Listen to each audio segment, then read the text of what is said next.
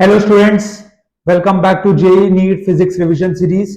जहां पर मैं आपके फिजिक्स पूरे 11th-12th के फिजिक्स को कवर करूंगा। ठीक है।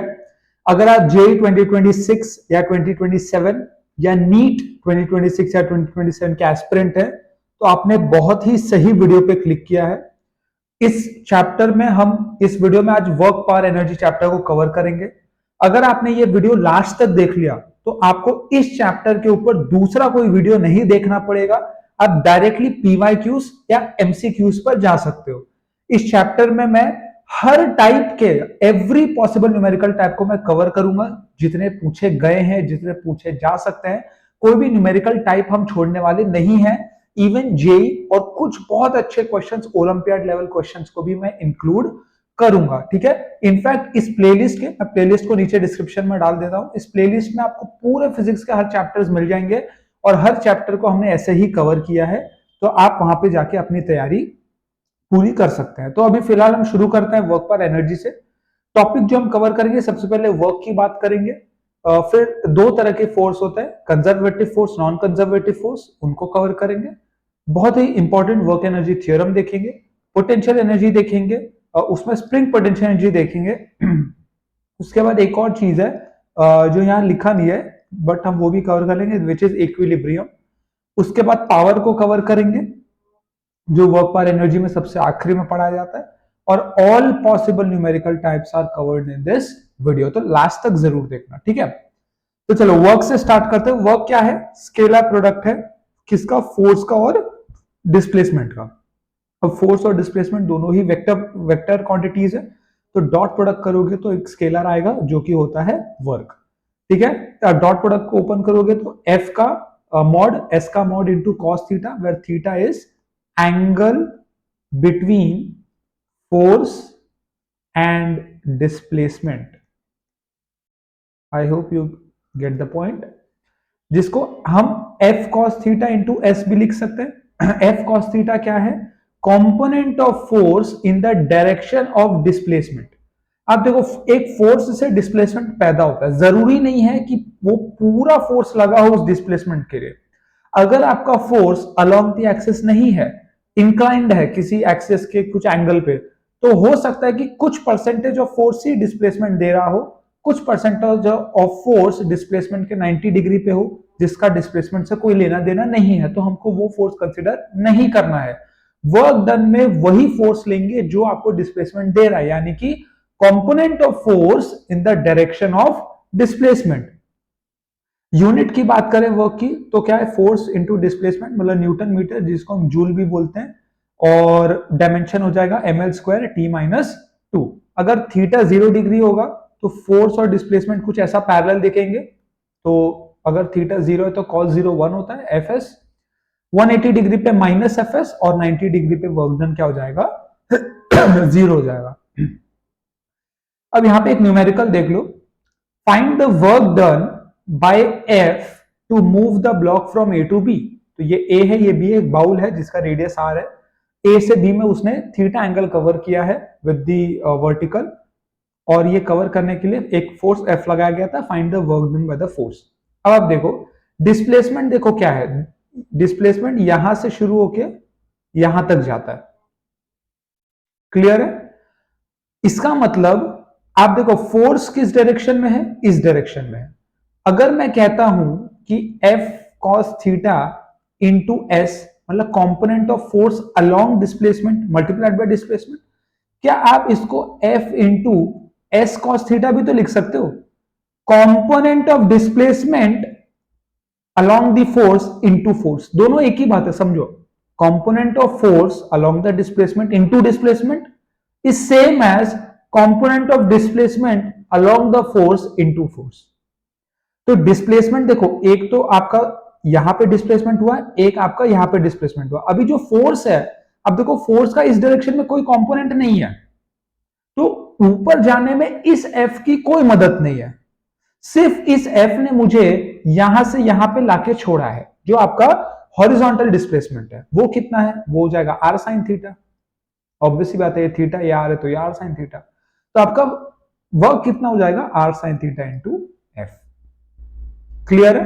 एक क्वेश्चन और है, find the work done by gravitational force on each mass and tension force on each mass when 2 kg moves down by 3 meter. तो ये 1 kg ब्लॉक है, 2 kg ब्लॉक है, ये 3 मीटर से नीचे जाएगा, तो work done bye gravitation on both the blocks and work done by tension on the both the blocks. ठीक है, अब देखो ये 3 मीटर नीचे आया, ये 3 मीटर ऊपर जाएगा। मान लो नीचे ए एक्सेलरेशन से आया, नीचे 1g है, ऊपर टेंशन है, इधर नीचे 2g है, ऊपर टेंशन है। तो अगर आप देखो तो 2g minus T equal to 2a लिखोगे आप, राइट। बेसिक सा फ्री बॉडी डायग्राम को देख रहे हैं, बहुत सिंपल सी चीज है ये। t माइनस जी को a लिखेंगे, ऐड करोगे तो g क्या हो जाएगा 3a, यानी a क्या हो जाएगा g/3। अब ये जो a g/3 है इसको इस इक्वेशन में डालो, तो t is equal to a plus G में आपको t क्या आ जाएगा 4g/3। इतना आपको डेटा मिल गया।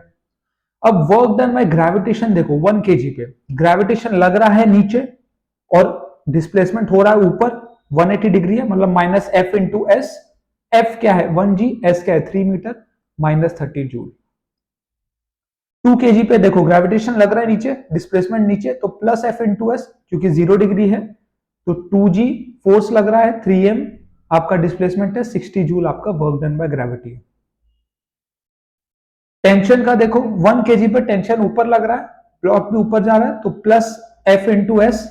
एफ क्या है टेंशन और एस क्या है 3 मीटर, यानी कि 40 जूल, और ये क्या हो जाएगा माइनस 40 जूल। ठीक है, अब देखो if two forces F1 F2 acts on one body and displaces it from this to this, find the net work done by both the forces। ऐसा वेक्टर फॉर्म में भी पूछा जा सकता है। तो नेट फोर्स बॉडी पे क्या है F1 प्लस F2, जब उसका वेक्टर एडिशन करोगे तो 2i cap plus 3j cap plus 6k cap आएगा। उसके बाद आप देखो R बार जो है, R bar that is R2 bar minus R1 bar, R2 bar minus R1 बार, वो क्या हो जाएगा, आप 100 से 211 गए तो आपका R बार हो जाएगा plus i cap plus j cap plus k cap. Work done क्या होता है force into displacement, dot product किया 11 जूल। सिंपल सी बात है। ठीक है, चलो ये सब तब था जब फोर्स कांस्टेंट था। यहां देखो फोर्स क्या था आपका कांस्टेंट, यहां लिखा हुआ है मैंने कांस्टेंट। मान लो फोर्स वेरिएबल आ गया, फोर्स क्या आ गया वेरिएबल। अब ये देखो ये एक वेरिएबल फोर्स का एग्जांपल है, यहाँ पे फोर्स वर्सेस एक्स का ग्राफ है, और जैसे जैसे एक्स चेंज हो रहा है फोर्स भी चेंज हो रहा है। तो मैंने ये आपका मान लो x1 पॉइंट है, ये मान लो आपका x2 पॉइंट है, मैंने एक x डिस्टेंस पे dx स्ट्रिप काट लिया। ठीक है, x डिस्टेंस पे जाके dx विड्थ का एक स्ट्रिप काट लिया। अब ये स्ट्रिप काटने से होगा क्या, एरिया ऑफ द स्ट्रिप क्या है f dx। अब देखो फोर्स इंटू डिस्प्लेसमेंट क्या होता है वर्क होता है, फोर्स इंटू डिस्प्लेसमेंट क्या होता है वर्क होता है। पर ये बहुत छोटा स्ट्रिप है, ये एक्चुअली में बहुत छोटा सा वर्क है। ये क्या है बहुत छोटा सा वर्क है।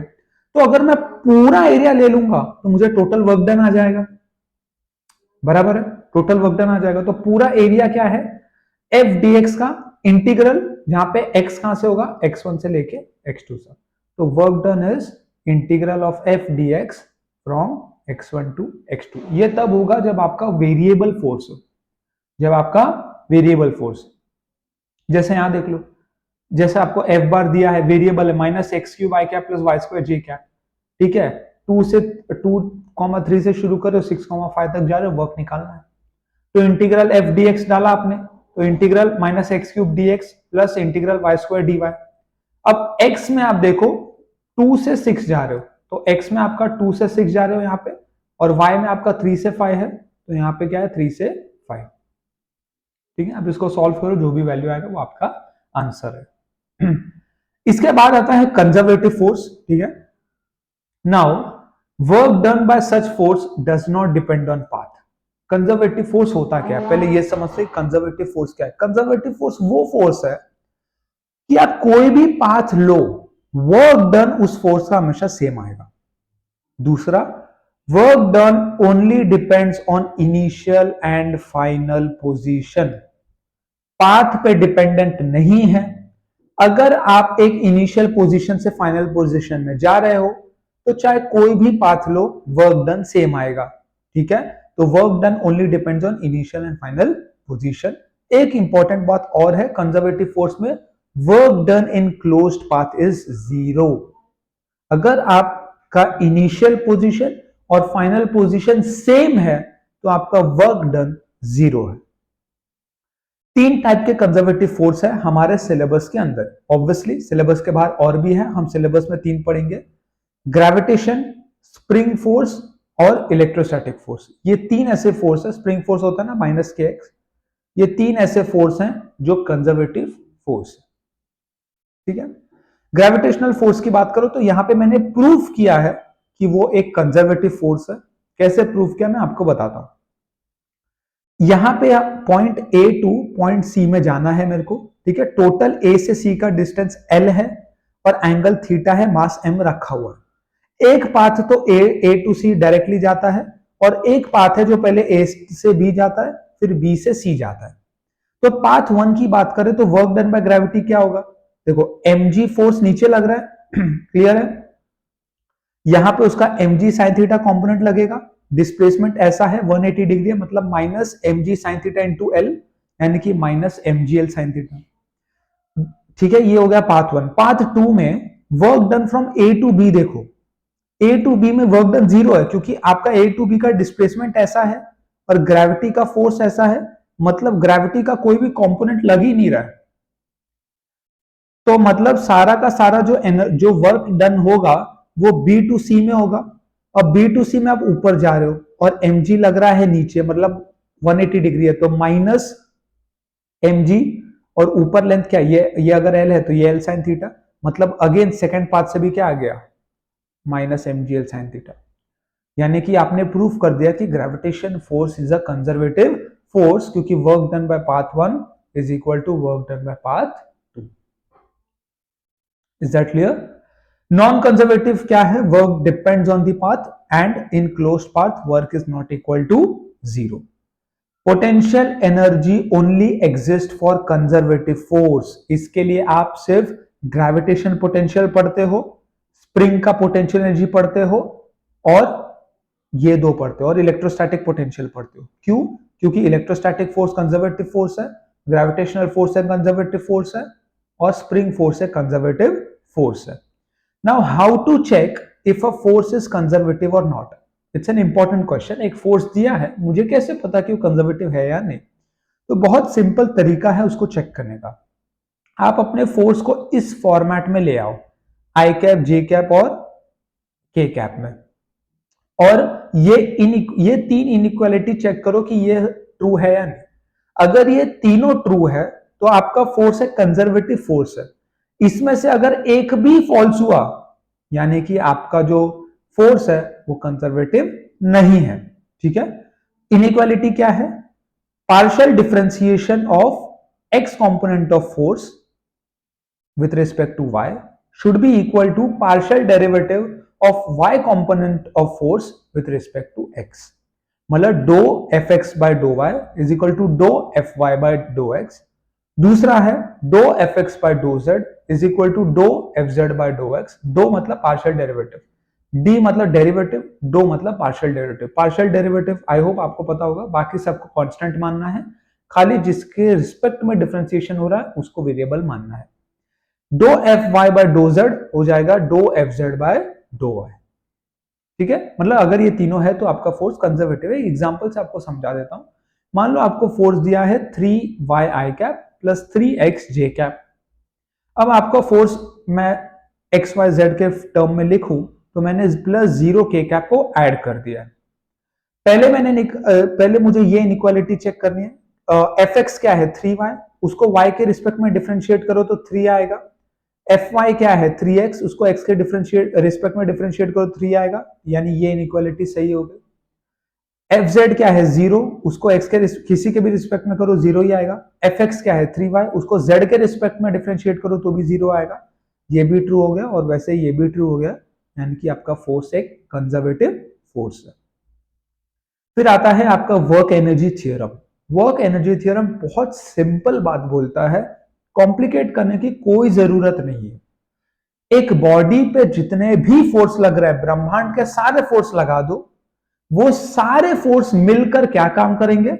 उस बॉडी का काइनेटिक एनर्जी चेंज करेंगे। बस यही बात कहता है वर्क एनर्जी थ्योरम। ये वर्क और एनर्जी के बीच के रिश्ते को बता रहा है कि सारा का सारा वर्क जो है वो सिर्फ और सिर्फ काइनेटिक एनर्जी को चेंज करने के लिए लगाया जाता है। ऑल फोर्सेस जब मैं बोलता हूं तो उसमें internal force, external force, conservative, non conservative, जो फोर्सेस है सब लगा लो आप, कोई फोर्सेस छोड़ने की आपको जरूरत नहीं है।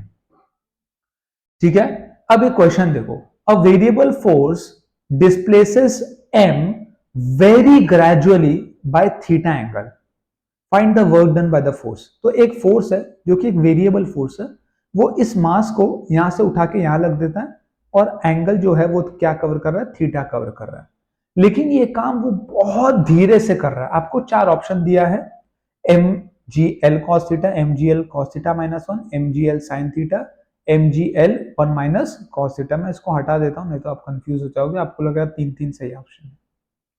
ठीक है, तो अब देखो, अगर वो बहुत ग्रेजुअली है मतलब स्पीड चेंज नहीं हो रहा है, मतलब काइनेटिक एनर्जी इक्वल है, मतलब change in kinetic energy zero है, मतलब work done bye all force zero है। ये स्टेटमेंट लिखने के लिए, work done bye all force को जीरो लिखने के लिए जेई में आपको बार बार देखने को मिलेगा कि ग्रेजुअली शब्द का इस्तेमाल हुआ। ग्रेजुअली का मतलब काइनेटिक एनर्जी चेंज नहीं हो रही है, काइनेटिक एनर्जी चेंज नहीं हो रही है का मतलब net force, net work by all the force is zero.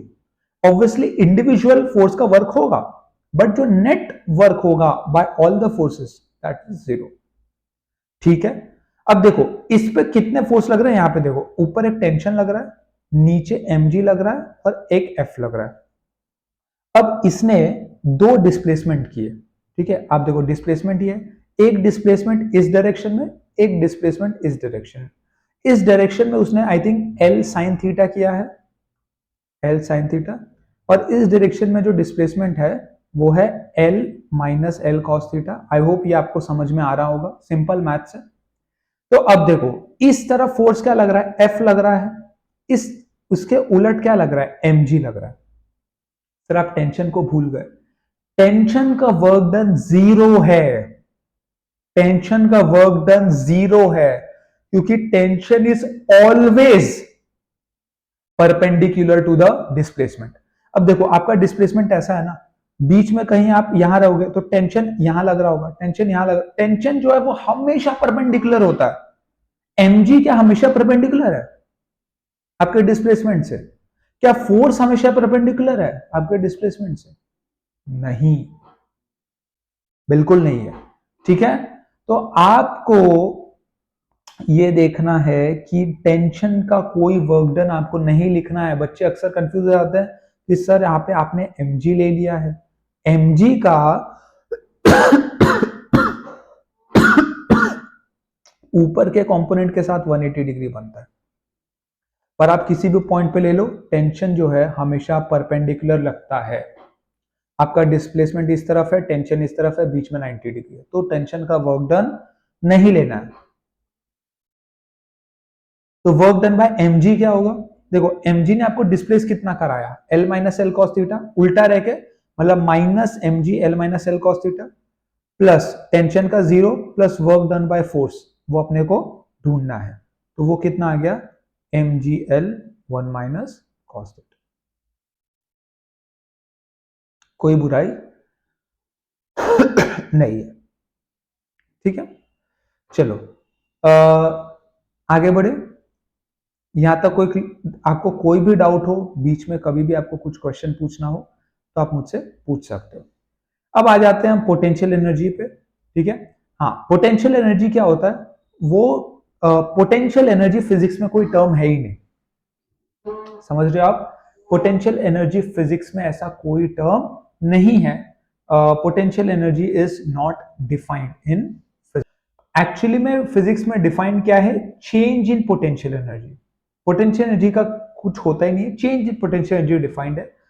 Change in potential energy is negative of work done by conservative force. ठीक है, जिसको du is equal to minus F C dot D X भी लिख सकते हो, दोनों तरफ आप इंटीग्रल कर सकते हो from ui to uf। FC means conservative force, ठीक है, FC मीन्स कंजर्वेटिव फोर्स।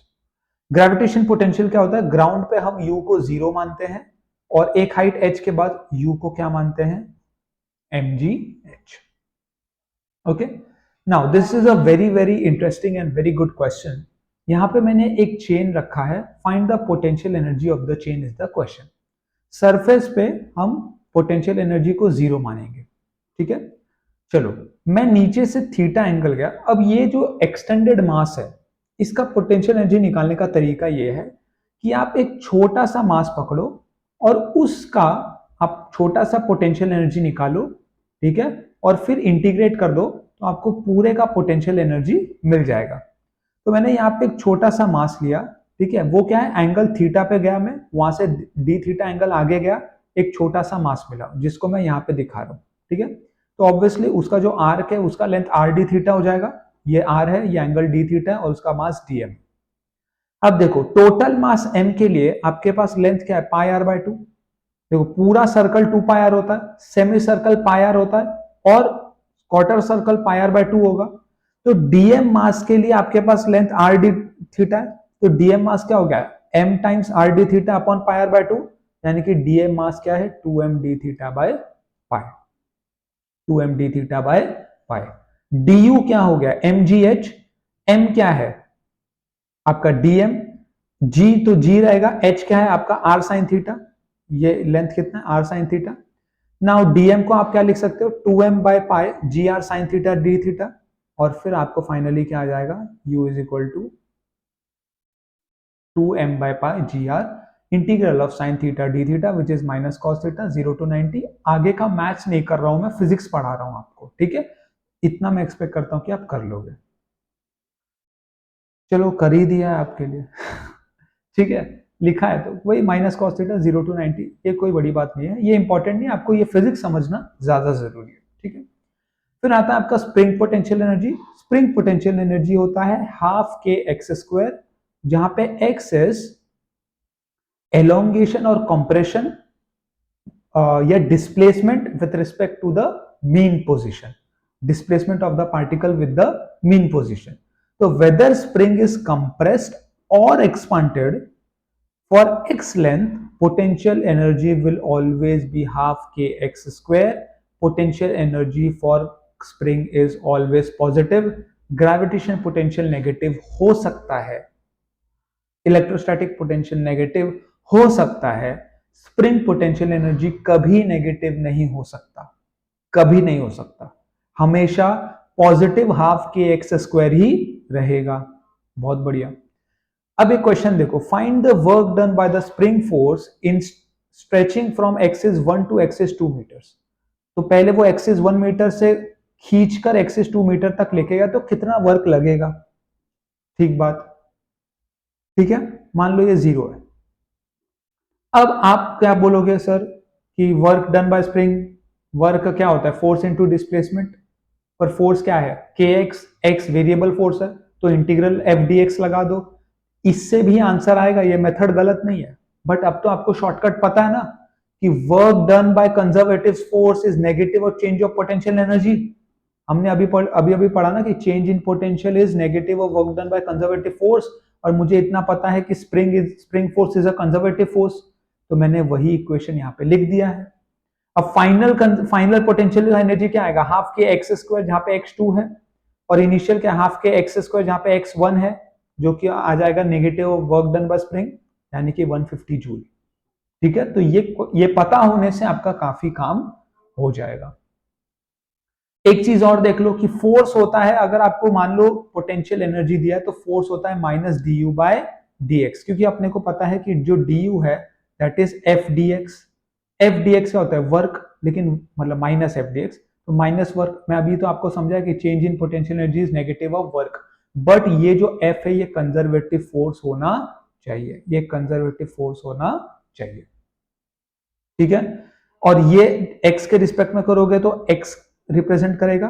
इन जनरल आप कंजर्वेटिव फोर्स को क्या लिख सकते हो, d u by d x i cap minus d u by d y J cap minus d u by d z k cap. बहुत अच्छी बात है। ठीक है, तो u क्या हो जाएगा, x square plus 2y plus 3z। एक एग्जांपल बता रहा हूं, तो फोर्स क्या आ जाएगा, -2x I cap -2j cap plus 3k cap. एक और एग्जांपल देख लो, फोर्स है X square I cap plus Y J cap plus 2k cap. Initially potential energy 10 joule थी 1,1 पे, फाइनल हो गया, फाइनल पूछा आपको 2,3 पे क्या पोटेंशियल एनर्जी होगा। हमको पता है कि the potential change in potential is negative of work done by conservative force. We are मतलब मैं चेक नहीं कर रहा, बट आप चेक कर लो, ये कंजर्वेटिव फोर्स ही होगा। कंजर्वेटिव फोर्स कैसे चेक करना आपको याद है ना, यहाँ पे करा है ना, how to check a force is conservative और नॉट, दिस मेथड। ये मेथड लगा के चेक कर लो, मेरे हिसाब से तो कंजर्वेटिव ही होगा। ठीक है, इसके बाद ये कंजर्वेटिव होगा। ठीक है, हमको पता है कि ये ट्रू है, तो इसको du is equal to minus DWC भी लिख सकते हैं, जो मैंने यहाँ पे लिखा हुआ है। ठीक है, वर्क क्या होता है, force into displacement, ui minus uf। तो ui अपने को 10 दिया है, uf अपने को ढूंढना है। इंटीग्रल ऑफ f dx, तो x square d x plus y d y plus 2dz का इंटीग्रल। x में आप कहां से जा रहे हो, 1 से 2 में। ठीक है, तो x में 1 से 2 जा रहे हो, y में आप 1 से 3 में जा रहे हो, और z में आप 0 से 0 जा रहे हो, तो आंसर आता है 11/3। अब इक्विलिब्रियम की बात कर लें। इक्विलिब्रियम मतलब वो जगह जहां पे आपका एफ नेट 0 है। इस पोजीशन पे अगर मैं बात करूं इस पोजीशन की, तो ये एक अनस्टेबल इक्विलिब्रियम है। ठीक है, अनस्टेबल इक्विलिब्रियम में पोटेंशियल एनर्जी मैक्सिमम होता है। वहां पे du बाई डी एक्स जो है, देखो du बाई डी एक्स क्या है, slope, slope of what, ux graph, slope of ux graph. तो ग्राफ का भी क्वेश्चन इसमें बन सकता है, सॉरी GRAPH। ठीक है, du बाई डी एक्स। अच्छा, du बाई डी एक्स हम क्यों कर रहे हैं, देखो अभी मैंने आपको बताया कि change in potential energy is equal to work done by conservative force, या du negative sorry minus dw आप लिख सकते हो। ठीक है, इसको आप क्या लिखोगे, f dx is equal to du, यानी f क्या आ गया, du by dx। Obviously negative sign आपको नहीं भूलना। ठीक है, तो अगर f 0 है तो du बाई dx भी क्या आ जाएगा, 0 आ जाएगा। और अगर उसका second derivative d2u upon dx square negative है तो अनस्टेबल इक्विलिब्रियम, अगर पॉजिटिव है तो स्टेबल इक्विलिब्रियम, और अगर 0 है तो न्यूट्रल। ठीक है, यहां पे दिया आपको u जैसे दिया 8x माइनस एक्स स्क्वायर, तो f क्या आएगा, f is minus d u by d x. ठीक है, तो वो क्या आएगा, minus 8 plus 2x which is, अब इसको मैं 0 करूंगा क्योंकि इक्विलिब्रियम के लिए f क्या होना चाहिए, 0। तो x इज इक्वल टू 4 पे मुझे इक्विलिब्रियम आ रहा है, x इज इक्वल टू 4 पे इक्विलिब्रियम आ रहा है, बहुत अच्छी बात है। मैंने क्या किया, x इज इक्वल टू 4 पे d2u अपॉन dx स्क्वायर निकाला, जो कि -2 आता है, तो x पे डिपेंडेंट ही नहीं है वो, जो कि नेगेटिव है, तो अनस्टेबल इक्विलिब्रियम आपको इसमें देखने को मिलेगा। ठीक है, ओके। इफ, अच्छा, एक बहुत इंपॉर्टेंट स्पेशल केस है, ये बहुत ही इंपॉर्टेंट स्पेशल केस है, जिसको हम बोलते हैं conservation of total mechanical energy, conservation of total mechanical energy.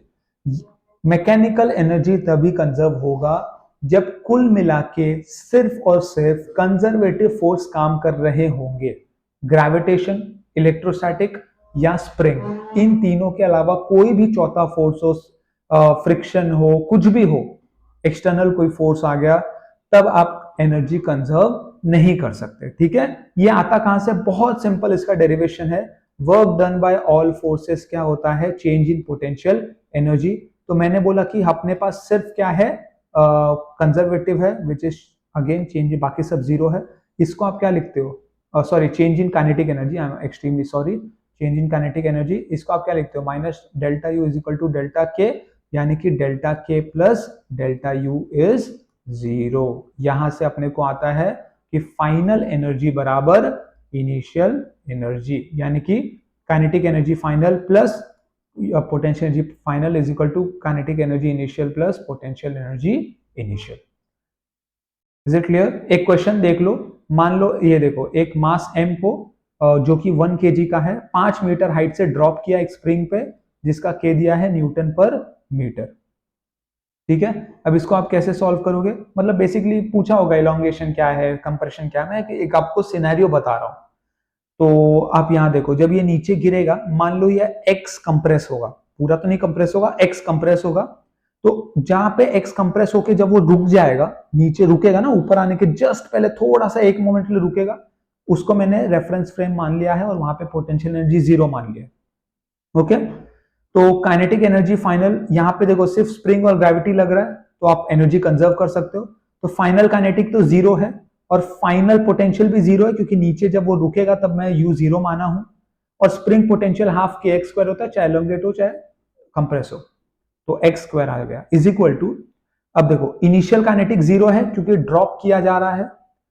Initial potential कितना है, एक्स कंप्रेस और उसके ऊपर 5, मतलब mgh, तो x प्लस 5, और स्प्रिंग क्या है 0, क्योंकि तब स्प्रिंग एलोंगेटेड नहीं था। तो ये आपको इक्वेशन आएगा, यहां से आप x सॉल्व करके x आप निकाल सकते हो। ठीक है, एक और बहुत ही इंटरेस्टिंग क्वेश्चन है जो मैं यहां पे ले रहा हूं। An entire system is dropped from height h, पूरे सिस्टम को हाइट h से ड्रॉप किया है, ये सिस्टम है, ऊपर मास m है, नीचे मास 2m है, बीच में स्प्रिंग k है, h से ड्रॉप किया, इसका इसेंट्रिसिटी 0 है, यानी कि जो 2m जैसे इस पे टच होगा चिपक जाएगा। ठीक है, surface is such that 2m block sticks to the ground as soon as it touches the ground. Okay, find h such that 2 metre will lift up again. Okay, या मिनिमम एच बोल दो, find minimum h, ये ज्यादा सही होगा, find minimum h, क्योंकि h तो कितना भी हो सकता है, मिनिमम जिससे 2 मीटर 2m का जो, सॉरी 2m का जो ब्लॉक है वो वापस से लिफ्ट हो जाए। देखो ये अभी जब वो नीचे आएगा, मान लो ये पूरा सिस्टम नीचे आ गया और ऐसा हो गया, तो सिर्फ ग्रेविटी और स्प्रिंग काम कर रहा है, तो यहां पे E I equal to EF लिख सकता हूं। इनिशियली ड्रॉप किया तो काइनेटिक एनर्जी 0, पोटेंशियल एनर्जी 0, और स्प्रिंग अभी तक दबा ही नहीं है तो उसका भी 0। जब वो नीचे आया, जब वो सिर्फ टच किया इधर, अभी भी स्प्रिंग कुछ दबा नहीं है, वो सिर्फ एज इट इज नीचे आया, h नीचे आया, तो नीचे आएगा हाफ mv स्क्वायर से, और पोटेंशियल एनर्जी माइनस mgh मान लो। ठीक है, माइनस mgh इसके लिए, क्योंकि ऊपर को मैंने बेस को इसको मैंने रेफरेंस माना है, यहां पे पोटेंशियल 0 माना है मैंने। क्लियर है, तो v क्या आ जाएगा, √2gh, यानी कि ये ब्लॉक जो है जैसे 2m जमीन को टच करेगा, m √2gh से नीचे आ रहा होगा। अब आप इमेजिन करो, 2m तो चिपका हुआ है, m जो है वहां से स्प्रिंग को दबाते हुए नीचे आएगा, एक पॉइंट पे रुकेगा, और फिर स्प्रिंग उसको दबाते हुए ऊपर भेजेगा। जब वो वापस यहीं आ जाएगा ना, तभी भी उसकी स्पीड √2gh ही होगी। इस प्रोसेस में वो √2gh से 0 पे जाएगा, और फिर 0 से वापस √2gh पे ही आएगा, क्योंकि कंजर्वेटिव फोर्स ही लग रहा है यार, कॉमन सेंस लगाओ, कॉमन सेंस लगाओ, इतना मैथ्स पेन पेपर की जरूरत ही नहीं है, कॉमन सेंस लगाओ, कंजर्वेटिव फोर्स लग रहा है, सारा एनर्जी तो रिस्टोर ही होने वाला है, कहां जाएगा एनर्जी, कहीं तो नहीं जाएगा। √2gh से 0, तो 0 से √2gh, कॉमन सेंस, सिर्फ कंजर्वेटिव फोर्स लग रहा है यहाँ पे, बहुत जरूरी है कंजर्वेटिव फोर्स को समझना। आप चाहते हो मैथ से करूं तो अभी मैथ से प्रूफ भी कर दूंगा, लेकिन उसकी जरूरत नहीं है, जेई की नीट की तैयारी करो तो इतना समझो बात को, हर चीज पे पेन पेपर अपने को लगाने की जरूरत नहीं है। तो √2gh से ऊपर जा रहा है। अब देखो, अब मान लो ये √2gh से ये है, उसके बाद ये अपने को एक हालत मिलती है, 2m के ऊपर जैसे जैसे वो इलोंगेशन करेगा, kx फोर्स ऊपर लगेगा, नीचे 2mg लग रहा है, जस्ट अबाउट टू लिफ्ट, वो लिफ्ट होने ही कब वाला होगा, जब kx 2mg बराबर हो गए, क्योंकि अब kx 2mg बराबर है, अब वो जमीन पे नॉर्मल नहीं लगा रहा है, वो जमीन से सिर्फ टच है, हल्का सा वो हवे में ऐसा टाइप है, समझो, ऊपर kx नीचे 2mg दोनों बराबर हो गया है, जरा सा x बढ़ेगा ना, ये छोड़ देगा लिफ्ट, ये छोड़ देगा, लिफ्ट हो जाएगा। तो मेरे को मिनिमम एच चाहिए, मतलब जस्ट जब वो उठने वाला हो, तो मैं kx बराबर 2mg को इक्वेट करूंगा, ये वो कंडीशन है, it would be just about to lift, क्यों, क्योंकि मिनिमम h पूछा गया। तो h क्या हो जाएगा, 2mg प्लस के, x क्या हो जाएगा, 2mg plus 2mg upon k।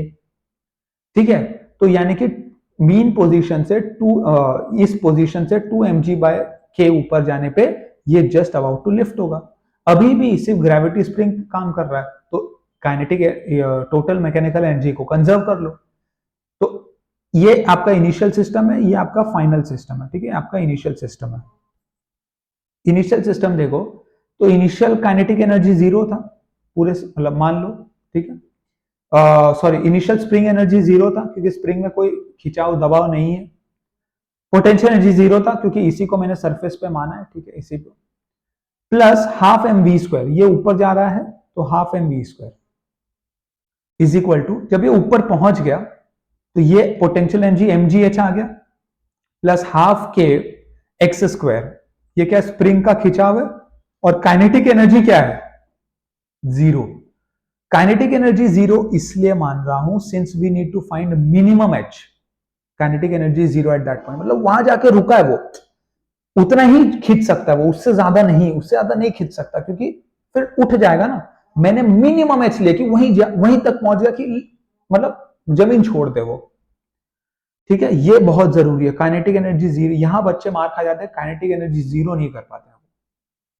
तो यही आपका मेन इक्वेशन है, उसके बाद जो भी आंसर आए, आपको ढूंढना क्या था, एच, तो इस इक्वेशन में एच की वैल्यू आप निकाल लेना, वो इंपॉर्टेंट नहीं है, आपको फिजिक्स सिखाना इंपॉर्टेंट था।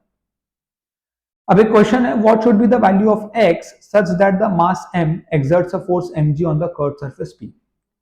x मतलब x, देखो मास m को क्या किया, पीछे ढकेला x से, फिर छोड़ा तो ऑब्वियसली मास आगे भागेगा, ऊपर चढ़ेगा, तो कितना पीछे खींचूं कि वो ऊपर चढ़ने के बाद कर्व सरफेस के ऊपर mg फोर्स लगा। ये लॉजिकल बात सुनो अब यहाँ पे, force of mg, m exerts a force of mg on the curved surface। Curve surface पे अगर mg लगाएगा तो कर्व सरफेस भी तो mg लगाएगा, m पे नॉर्म इक्वल एंड अपोजिट। इसका मतलब ऐसी कौन सी जगह है जहां पे आपका नॉर्मल mg के बराबर हो जाए। बेसिकली ये क्या बोल रहा है कि नॉर्मल mg होना चाहिए। मान लो आप इस पॉइंट पे आ गए, ठीक है, इस पॉइंट पे आ गए आप, यहां पे आपका क्या है, नॉर्मल है, किसके बराबर होगा वो, mg के बराबर होगा, पूछ रहा हूं मैं आपसे। मान लो आप यहां आ गए, तो अभी देखो नॉर्मल क्या है, m we square by r, normal यार, क्योंकि ये सर्कल है, सर्कल में घूमा मतलब सेंट्रीफ्यूगल फोर्स लगेगा, तो एन बराबर क्या होगा, एम जी, यहां से वी क्या हो गया, रूट जी आर, मतलब रूट जी आर पे वो खत्म करेगा, रूट जी आर पे वो खत्म करेगा। अब यहां पे सिर्फ स्प्रिंग लग रहा है, ग्रेविटेशनल लग रहा है, तो आप एनर्जी को कंजर्व करा लो, half M we square plus M G H is equal to, initial kinetic तो जीरो है, हाफ के एक्स स्क्वायर, स्प्रिंग भी है ना शुरू में दबा हुआ, एक्स दबा है वही ढूंढना है, तो वी स्क्वायर, वी क्या है, रूट जी आर, यानी कि वी स्क्वायर जी आर हो जाएगा। एच कितना है, रेडियस आर है, हाइट कितना है, आर है, तो एम जी आर हो गया इज इक्वल टू हाफ के एक्स स्क्वायर, तो एक्स आ गया under root of 3 m g r by k, ठीक है। ओके, दो तीन क्वेश्चन और है, फटाफट देख लेते हैं। अब यहां देखो, find the velocity of chain when point A slips of the table, ठीक है। ये जो है ना, मतलब बेसिकली पूरा चेन गिर जाए तो किस वेलोसिटी से, मतलब जब पूरा चेन गिर जाएगा तो उसकी वेलोसिटी क्या होगी, 2l/3 यहां पे है, l/3 यहां पे, टोटल मास m है, टोटल लेंथ l है। तो इनिशियली आप देखो, मैं इस पॉइंट को देखो, एक तो ये टेबल पे, उसके बाद पूरा आ गया, मान लो ये लेंथ l, जब ऐसा हो जाएगा तो अपने को वेलोसिटी ढूंढनी है। मान लो मैं इसको क्या ले लूं, इसको पोटेंशियल का अपना रेफरेंस फ्रेम ले लूं, तो यहां पे इसका सेंटर कितना है, l/6 नीचे, क्योंकि ये l/3 है तो ये क्या हो गया, l/6, और यहां से एक ये कितना है, l/2, क्योंकि टोटल लेंथ l है। क्योंकि यहां पे सिर्फ ग्रेविटी काम कर रहा है तो एनर्जी कंजर्व हो जाएगी। फाइनल काइनेटिक एनर्जी अपने को ढूंढना है, वेलोसिटी क्या है, लेकिन फाइनल पोटेंशियल अपने को होता है एम जी, एल की जगह आप l/2 ले लो, क्योंकि आप सेंटर ऑफ मास लगा रहे हो, सिंपल सा फॉर्मूला है, यूनिफॉर्म मास है उसको बदल के आप सेंटर ऑफ मास लगा रहे हो, is equal to initial kinetic energy क्या है, इनिशियल काइनेटिक एनर्जी क्या है, जीरो, और पोटेंशियल एनर्जी जो है वो सिर्फ इस पार्ट से आएगा, इस पार्ट का मास कितना है, m/3 टाइम्स g, और लेंथ मतलब कितना सेंटर ऑफ मास है, l/6, तो इक्वेशन आएगा, इक्वेशन को सॉल्व करके आपको वेलोसिटी, मैथ्स इंपॉर्टेंट नहीं है, इंपॉर्टेंट है ऑब्वियसली, आंसर आएगा, बट मेरा इंपॉर्टेंस है आपको फिजिक्स सिखाना। ठीक है, तो आई होप आपको यहां तक समझ में आ रहा होगा। अब एक क्वेश्चन है, find the maximum length of the chain that can hang off the table without slipping. मतलब मैं कहां तक इस चेन को रखूं कि वो स्लिप ना हो। फ्रिक्शन म्यू है, मास m, एल, चार ऑप्शन दिया है। ठीक है, अब देखो मान लो x यहां पे है तो यहां पे l माइनस एक्स होगा, इसका मास क्या हो जाएगा m by L into L. Total mass m है तो मास पर यूनिट लेंथ, एक यूनिट लेंथ का मास है, पर मेरे पास तो x यूनिट ऑफ लेंथ है ना, तो इंटू एल। तो this is mass of x unit length and this is mass of l minus x unit length. अभी फ्रिक्शनल फोर्स क्या होता है, mu m g. Frictional force क्या होता है, म्यू एम जी। लेकिन फ्रिक्शन किस पे लगेगा, इस पे ही लगेगा ना फ्रिक्शन, तो m की जगह क्या लिखोगे, m by L, L minus X G. अब देखो चेन को नीचे कौन खींच रहा है, mg, ये m बाय एल एक्स जी, ये नीचे खींच रहा, पीछे कौन खींच रहा है, फ्रिक्शन। फ्रिक्शन को mg के या m बाय एल एक्स जी के या तो बराबर होना पड़ेगा या तो ज्यादा होना पड़ेगा। बराबर होगा तो वो जस्ट रुका हुआ रहेगा, जस्ट मतलब थोड़ा सा किया ना तो गिर जाएगा। अपने को वही तो पूछा है, तो मैंने दोनों को बराबर कर दिया। और अब देखो फ्रिक्शन की वैल्यू अपने को पता है, ये म्यू एक्स एम जी से इक्वेट करो, एक्स क्या आएगा, mu L upon one plus mu, mu L upon one plus mu. अगर आपको फिजिक्स समझ में आ गया, मैथ्स तो आसान है, आंसर आ जाएगा, ये मेरी गारंटी है। फिजिक्स समझना यहां पर बहुत जरूरी है। अब ये देखो, ये एक बहुत अच्छा क्वेश्चन है। मान लो ये एक चेन यहां से शुरू हुआ, यहां पे गिर के आया, फाइनल वेलोसिटी पूछ रहा है, लैम्बडा केजी पर मीटर दिया है, ये 30 डिग्री था, नीचे 30 बनाएगा, वी पूछ रहा है। बहुत अच्छा क्वेश्चन है। मैंने क्या किया, एक छोटा सा मास लिया, यहाँ पे क्या लिया, एक छोटा सा मास लिया जो कि वर्टिकल से थीटा एंगल पे जाके डी थीटा एंगल बनाया था। तो ऑब्वियसली इसका जो आर्क लेंथ होगा वो आर डी थीटा होगा, और मास क्या होगा, लैम्बडा आर डी थीटा। ठीक है, इस पूरे चेन का जो मास है वो क्या होगा, लैम्बडा टाइम्स ये लेंथ क्या है, pi R by six. I hope आपको समझ में आ रहा होगा, लेंथ क्या है, पाई आर बाय सिक्स ही है ना। 2 पाई आर पूरा है, पाई आर आधा है, पाई आर बाय 2 आधा है, उसका 1/3 पाई आर बाय 6। सिंपल बात ही बता रहा हूं, कोई बहुत बड़ी बात नहीं है। तो अब देखो ये चेन यहां से क्या आ रहा है, यहां आ रहा है, सिर्फ और सिर्फ ग्रेविटी लग रहा है इसमें, तो आप एनर्जी कंजर्व करा लो। ठीक है, एनर्जी कंजर्व करने के लिए आपके पास पोटेंशियल और काइनेटिक एनर्जी होनी चाहिए। तो आपको यहाँ का पोटेंशियल एनर्जी चाहिए और यहाँ का पोटेंशियल एनर्जी चाहिए भाई, बहुत अच्छी बात है। तो अगर मेरे को इनिशियल पोटेंशियल निकालना है तो मैंने एक छोटा सा मास लिया है, उसका छोटा सा पोटेंशियल क्या है, mgh। तो उसका m ये लिख दिया, g ये लिख दिया, और उसकी ये h क्या है, अगर ये r है, ये थीटा है, तो r cos थीटा उसका हाइट है, r cos थीटा, यानी कि ये आपका आ गया pi lambda r square g into cos theta D theta, ये आपका आ गया du। आप इंडिकेट करोगे एंगल 0 से लेकर 30 डिग्री तक, 0 से लेकर 30 डिग्री तक, और lambda r square g by 2 आपका इनिशियल पोटेंशियल एनर्जी आ गया। फाइनल पोटेंशियल एनर्जी में आप सिर्फ एंगल को, ये देखो यहां से हमने थीटा लिया था ना, तो ये एंगल कितना है 60, 60 से 90 तक जा रहा है, तो यहाँ पे खाली 60 से 90 डाल दो, आपको फाइनल पोटेंशियल आ जाएगा lambda r square g times 2 minus root 3 upon 2। अब एनर्जी को कंजर्व करा लो और जो भी वैल्यू है उसको सॉल्व कर लो। मैथ्स इंपॉर्टेंट नहीं है, फिजिक्स सिखा रहा हूं आपको। मैथ्स तो आप कर ही लोगे, क्योंकि एग्जाम में ये लैम्बडा वगैरह नहीं होगा, कोई असली वैल्यू होगा, आप पुट करके देख लेना, वो आंसर आ जाएगा। इंपॉर्टेंट ये है कि आप कॉन्सेप्ट को लगा पाओ। ठीक है, तो ये एनर्जी की बात हमने कर ली। अब पावर की बात करते हैं, बहुत सिंपल टॉपिक है। पावर क्या होता है, स्केलर क्वांटिटी है, रेट ऑफ डूइंग वर्क। ठीक है, वर्क अपॉन टाइम, वर्क को हम चेंज इन काइनेटिक एनर्जी भी लिखते हैं अपॉन टाइम, जूल पर सेकेंड, जो कि वॉट माना जाता है। Instantaneous work D W by D T होता है, डी डब्ल्यू हम क्या लिखते हैं, एफ डी एक्स, याद है ना, एफ डी एक्स या F D S, force into displacement is work. D R by D T को आप वेलोसिटी भी लिख सकते हैं। ठीक है, एक हॉर्स पावर होता है 746 वॉट। एक बहुत ही अच्छा क्वेश्चन लेता हूं मैं, और एक ही क्वेश्चन लूंगा पावर का, ये क्वेश्चन आप कर लो, बाकी तो सब फॉर्मूला बेस्ड ही आते हैं। ठीक है, ये एक अच्छा वेरिएशन है क्वेश्चन का, तो मैं आपको बता रहा हूं। मान लो एक मोटर है, ठीक है, उसको एक हाइट पे फिक्स किया गया, नीचे 10 मीटर नीचे पानी है, 10 मीटर नीचे पानी है और 10 मीटर ऊपर एक नल लगा है, उस नल का एरिया 0.1 मीटर स्क्वायर है और पानी की रफ्तार 10 मीटर पर सेकेंड है। What should be the minimum pressure of the motor required, या मिनिमम पावर लिख दो, minimum power of motor required. देखो उसको काम क्या करना है, उसको 20 मीटर पानी उठाना है और 10 मीटर पर सेकंड की रफ्तार से फेंकना है। तो उसमें कितनी पावर होनी चाहिए, उसमें कितनी पावर होनी चाहिए? देखो velocity of water coming from top is 10 metre per second. तो एक सेकंड में, देखो एक सेकंड में जो पहला ड्रॉप है वो 10 मीटर नीचे आएगा क्योंकि 10 मीटर पर सेकंड से गिर रहा है। तो एक सेकंड में टोटल 10 मीटर हाइट का पानी आप इकट्ठा कर लोगे। ये टैप है, ये पानी जस्ट निकला है, ये एक सेकंड पहले निकला हुआ पानी है। टोटल एक सेकंड के अंदर इतना पानी इकट्ठा हो जाएगा, जिसकी हाइट क्या होगी 10 मीटर और एरिया क्या है 0.1 सेंटीमीटर स्क्वायर दिया है, 0.1 मीटर स्क्वायर एरिया है। तो टोटल मास क्या होगा, वॉल्यूम इंटू डेंसिटी। डेंसिटी आपको पता है 1000 होता है केजी पर मीटर क्यूब वाटर का, तो 1000 इंटू 0.1 इंटू 10 मतलब 1000 किलो का मास, वो एक सेकंड में 1000 किलो पानी को फेंकेगा।